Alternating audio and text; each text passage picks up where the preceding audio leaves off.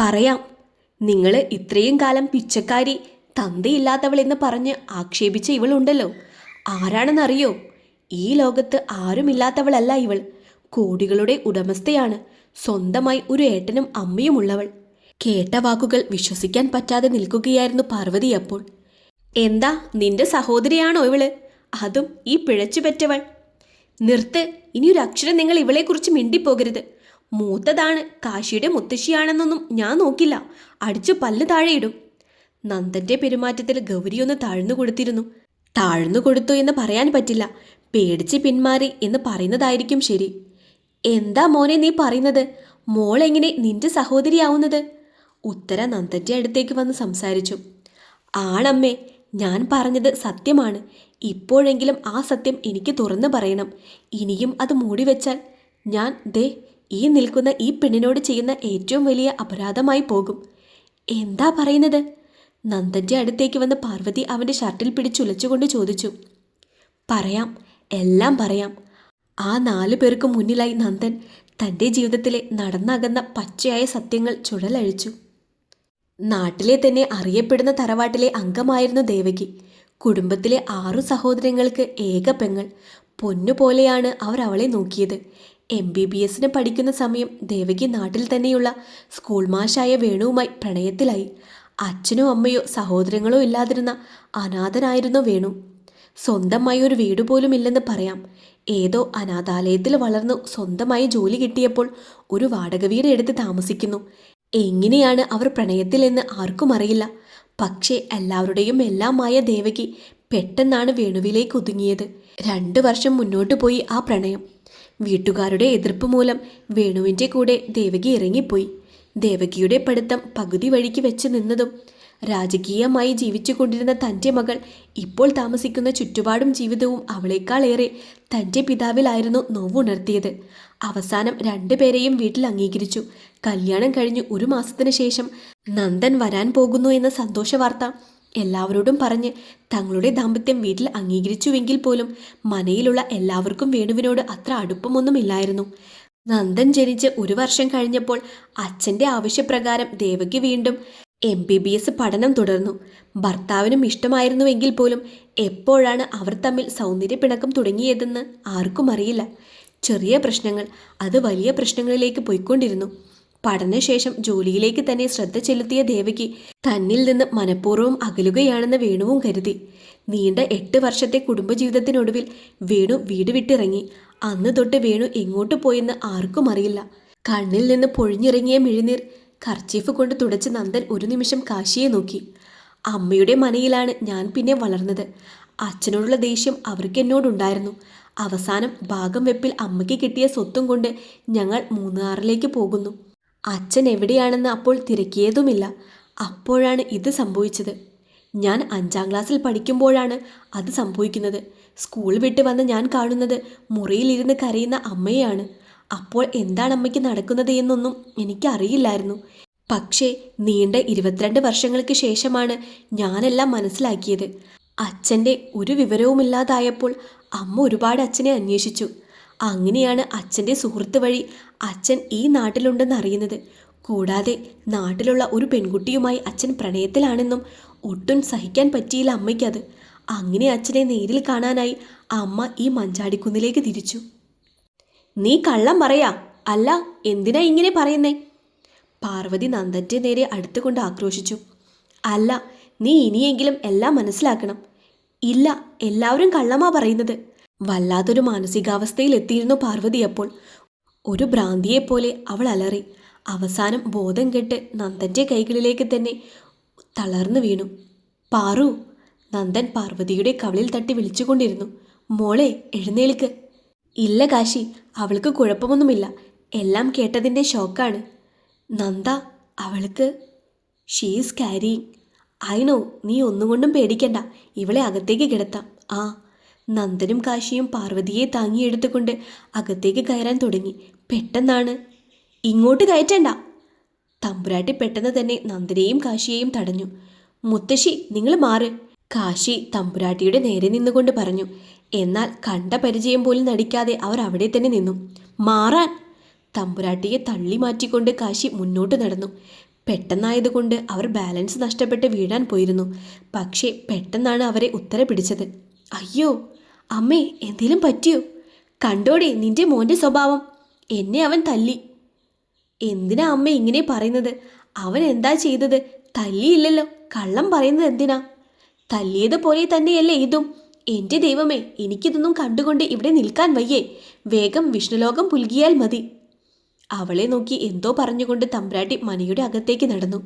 ഈ സമയം പാർവതിയെ കൊണ്ട് കട്ടിലിൽ കിടത്തിയിരുന്നു കാശി. ഡാ, എന്തെങ്കിലും പ്രശ്നം ഉണ്ടാവോ? ഏയ്, ആശുപത്രിയിൽ കൊണ്ടുപോണോ? എടാ നീ പേടിക്കാതെ, ഒന്നുമില്ല, ആ ഷോക്കിൻ്റെയാണ്. കാശിയുടെ പരവേശം കണ്ട് നന്ദൻ മറുപടി നൽകി. എന്തായാലും അവൾ ഉറങ്ങട്ടെ. നിന്നോട് പറഞ്ഞതല്ലേ ഇപ്പോഴേ പറയണ്ടെന്ന്. എങ്ങനെയാടാ ഇതും കേട്ട് നിൽക്കുന്നത്? എല്ലാം അറിയട്ടെ എന്ന് ഞാൻ കരുതി. ഇനി എന്താ ചെയ്യണ്ടേ നീ പറ. എന്തായാലും ഇവൾ റെസ്റ്റ് എടുക്കട്ടെ, ഞാൻ ഇറങ്ങാം. ഉറങ്ങുമ്പോൾ നീ എല്ലാം പറഞ്ഞ് മനസ്സിലാക്കണം. നീ പോണ്ട, നിൽക്ക്. ഡാ. വയലോരങ്ങൾ താണ്ടി അവൾ നടക്കുകയാണ്. ആറാട്ട് കഴിഞ്ഞ് ശാന്തമായിരുന്നു. അമ്പലക്കുളത്തിലെ ജലം വൈഡൂര്യം പോലെ നിലാവിൽ അവിടെയാകെ പ്രകാശം പരത്തി. ചങ്ങല വീണ് ഉരഞ്ഞു പൊട്ടിയ കാലിൻ്റെ വ്രണത്തിൽ നിന്ന് ചോര ഒലിക്കുന്നുണ്ട്. കയ്യിലായി പിടിച്ചിരിക്കുന്ന ഓടക്കുഴലും നെഞ്ചോട് ചേർത്ത് അവരുടെ നടത്തം ചെന്ന് അവസാനിച്ചത് ആൽമരത്തിനോട് ചേർന്നുള്ള അമ്പലക്കുളത്തിനടുത്താണ്. അവിടെ അവൾക്കായി ഒരുവൻ കൂടി കാത്തിരിക്കുന്നുണ്ടായിരുന്നു. അവനെ കണ്ട മാത്രയിൽ അവൾ ഓടി അവനെ പുണർന്നു. പതിയെ അവൻ്റെ കരങ്ങൾ ചേർത്ത് അവർ ഇരുവരും പടിക്കെട്ടുകൾ കടന്ന് ജലത്തിനടിയിലേക്ക് ഊളയിട്ട് താഴ്ന്നു. അല്പനേരത്തിനകം അനക്കം തട്ടിയ വെള്ളത്തിൻ്റെ സാന്നിധ്യം അവിടെ ദൃശ്യമായിരുന്നു. അപ്പോഴും കുളത്തിൻ്റെ പടിക്കെട്ടിൽ ഒരു ഓടക്കുഴൽ മാത്രം അവശേഷിച്ചു. അമ്മേ! ഒരു കരച്ചിലോടെ പാർവതി പെട്ടെന്ന് ഞെട്ടി എഴുന്നേറ്റു. തൻ്റെ മനസ്സിലേക്ക് പല പല ഓർമ്മകൾ മിന്നി മറഞ്ഞുകൊണ്ടിരുന്നു. തൻ്റെ നാസികയിലേക്ക് പഴുപ്പിനോട് കലർന്ന ചോരയുടെ ഗന്ധം അടിച്ചു കയറി. കണ്ണുകൾ അടയ്ക്കുമ്പോൾ കാണുന്നത് തലമുടിയിരാതെ പാറിപ്പറന്ന് ഒരു അഴുക്കു പിടിച്ച നൈറ്റിയുമിട്ട് മുഖത്ത് ഉമിനീരുണങ്ങി പിടിച്ചിരുന്ന ഒരു രൂപം. കുട്ടിക്കാലത്ത് സ്കൂൾ വിട്ട് വരുമ്പോൾ ഈ രൂപത്തെ നോക്കി കൂട്ടുകാർ ഭ്രാന്തി എന്ന് പറഞ്ഞു വിളിക്കുന്നത് ഇപ്പോഴും അവളുടെ കാതുകളിൽ മുഴങ്ങിക്കേട്ടു. അമ്മ! ഇടർച്ചയോടെ അവളുടെ ചുണ്ടുകൾ മന്ത്രിച്ചു. ഒരു ദീർഘനിശ്വാസം എടുത്ത് കട്ടിലിൽ നിന്നിറങ്ങി ബാത്റൂമിലേക്ക് കയറി മുഖം കഴുകി വീണ്ടും വീണ്ടും അവൾ മുഖത്തേക്ക് വെള്ളമൊഴിച്ചു കൊണ്ടിരുന്നു. എന്തോ സംതൃപ്തി വരാത്ത പോലെ ശേഷം കണ്ണാടിയിലേക്ക് നോക്കി. സാരിയുടെ മുന്താണി കൊണ്ട് മുഖം തുടച്ച് ഒരു നിമിഷം അവൾ കണ്ണാടിയിലേക്ക് തന്നെ നോക്കി. പിന്നീട് മുറിയിലേക്ക് വന്ന് അലമാരയിൽ നിന്ന് ഒരു സാരിയും എടുത്ത് തിരിച്ച് കുളിമുറിയിലേക്ക് തന്നെ കയറി. സമയം ത്രിസന്ധിയോടടുത്തിരുന്നു. ഒരു സാദാ വയലറ്റ് പുള്ളികളുള്ള ഷിഫോൺ സാരിയെടുത്ത് അവൾ പടിക്കെട്ടുകൾ ഇറങ്ങി താഴേക്ക് വന്നു. അടുക്കളയിൽ നിന്ന് ശബ്ദം കേൾക്കുന്നുണ്ട്. അമ്മയായിരിക്കും. കാശിയെ ഇവിടെയൊന്നും കാണുന്നില്ല. അവൾ തിരക്കാനും പോയില്ല.